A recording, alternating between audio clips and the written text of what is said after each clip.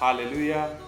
Hallelujah. This is Apostle David Jeffrey Huyu ni Apostle David Jeffrey from the Global Souls for Christ, kutoka Global Souls for Christ, commissioned to go all over the world tuliotumwa duniani kote preaching the good news kuhubiri habari njema and bringing many to Christ.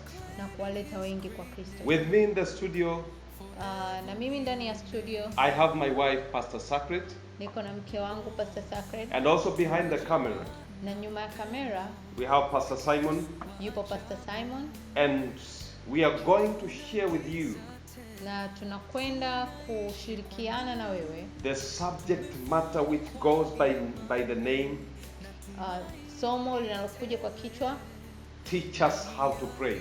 Kichwa kinachosema tufundishe namna ya Teach kuomba. us how to pray. Tufundishe namna ya kuomba. And this was the call of the disciples of Jesus, Na hii ilikuwa ni wito wa wanafunzi wa Yesu telling Jesus, kumwambia Yesu teaching them how to pray. tufundishe namna ya kuomba. So stay with us Kwa hiyo kuwa pamoja na sisi as we are proceeding tunapoendelea, and knowing what the Lord has in store for you.